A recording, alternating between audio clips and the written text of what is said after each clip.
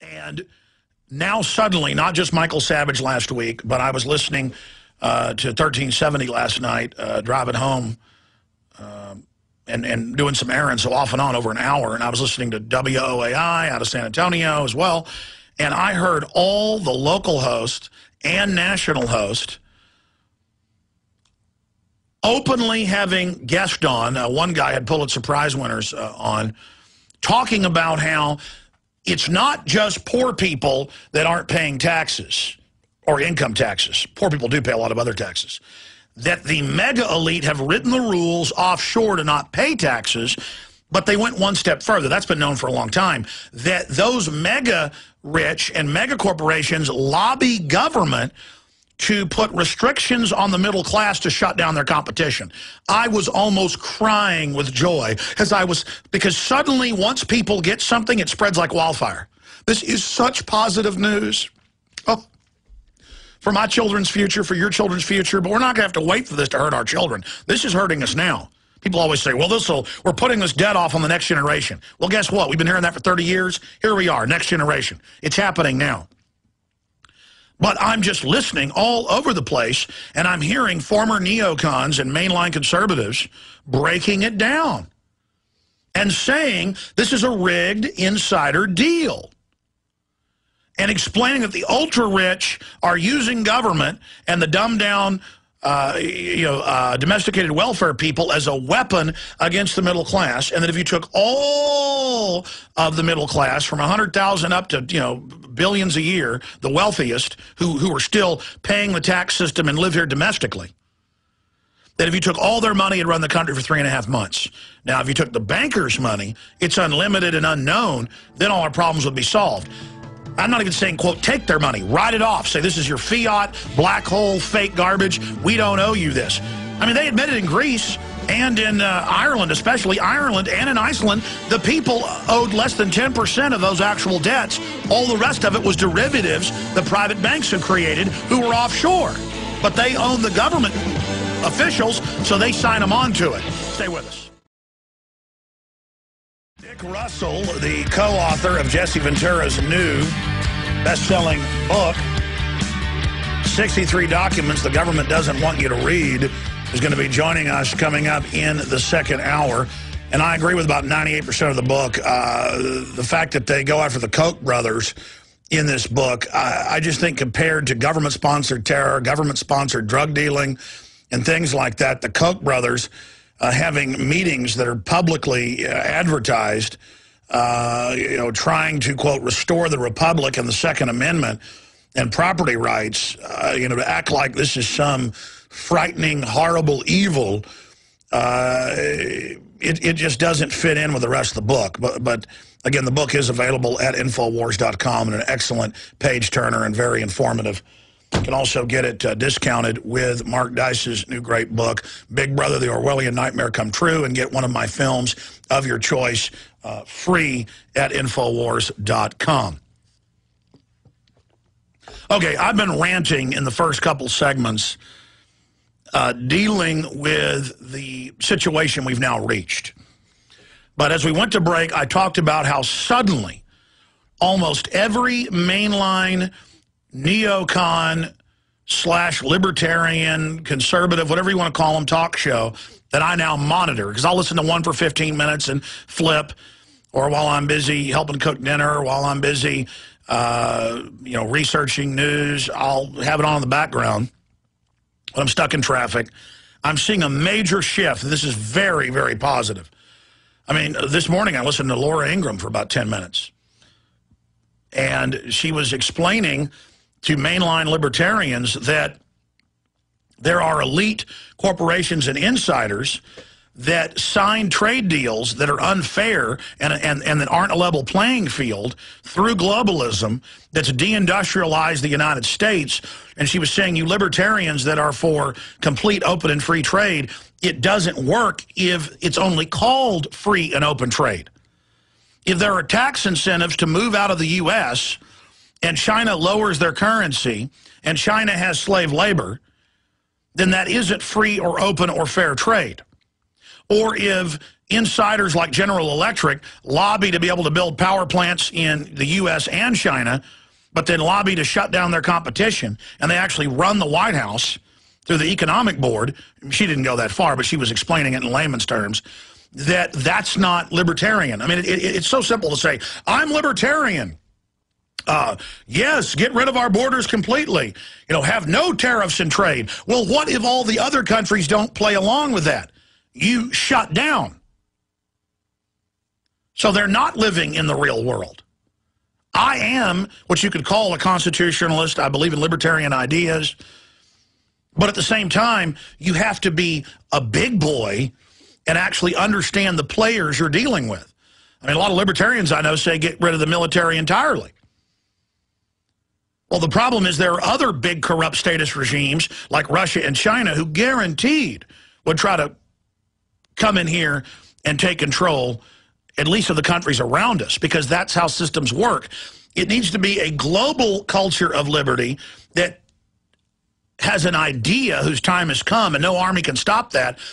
And we need to, through the peaceful means, take control of every nation on earth and change our minds about the systems of government and restore liberty for a global spirit of 1776 and take back each nation. And then nations that respect freedom and liberty and who are libertarian, we then trade with them. All right. I'm now digressing, and this happens every day. I've got all this. I mean, in the old days, 15 years ago, 16 years ago, I would talk for probably 2-3 hours just on one of these articles I've got here in front of me. And now, every stack I could talk for 3 hours about. Every single stack.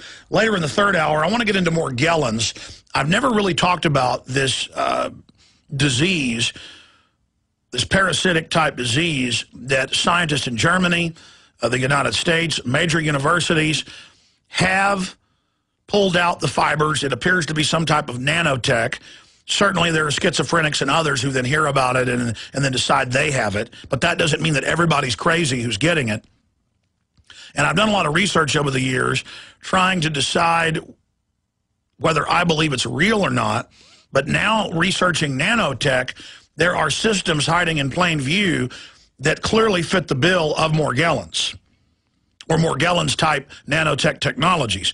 Just like the old-timers back in the mid-90s, scientists, environmental researchers, Forest Service, toxicologists, I mean, so many of them that came out, like Clifford Carnicom and others, they did the samples, got the aircraft, flew behind chemtrailing aircraft, said it's barium salts, aluminum dioxide, and a list of things. And now 2 years ago, the White House science czar comes out and says, yeah, we've been doing secret testing since the early 90s. He mentioned the guy that got a Nobel Prize in, what, 92 for it. We have been testing spraying the atmosphere to protect you from radiation from the sun because of global warming and our deteriorating atmosphere. And all the giant programs we've had are still classified, but we can tell you they've been going on. And then he listed the exact things that people 16, 17 years ago broke down that it was.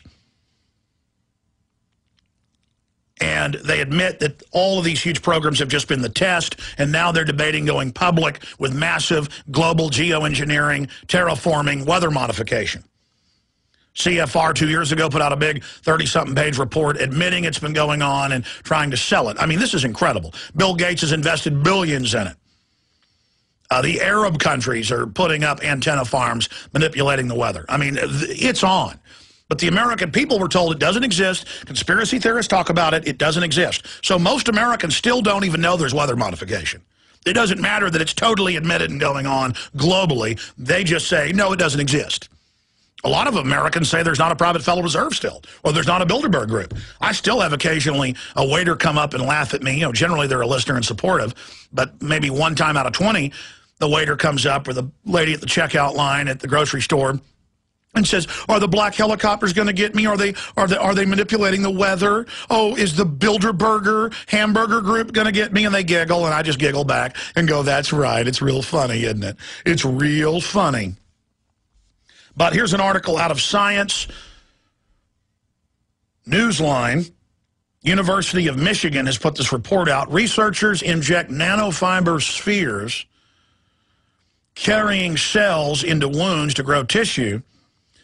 And the system is a nanotech tissue growth system that is little strands, and researching it, it looks exactly like and behaves exactly like Morgellons, little strings that then form balls that then other little metastasizing strings grow out of. And it uses the energy and the tissue, it uses the vitamins and minerals and oxygen to grow. And then I think back to just News 8 Austin just a few weeks ago, here in Austin with the Morgellons conference that I meant to go to, but I shouldn't have time, interviewing medical doctor after medical doctor going, we believe it's a form of nanotech. It grows, it forms these spheres and then grows. And then here it is, University of Michigan. Folks, there's all these companies developing this stuff. What do you think happens when you have thousands of biotech companies all over the world? Open air planting, part insect, part plant, part mammal, part insect, part fish, part insect.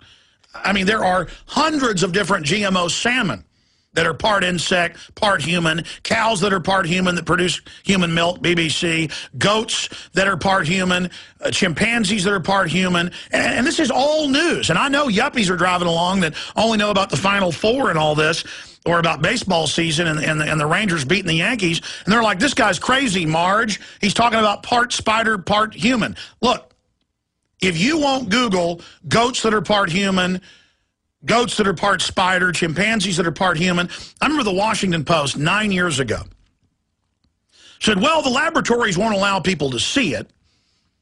And a few years later, I even read the article on Ian Punnett's show on Coast to Coast. He had trouble believing it until he pulled it up.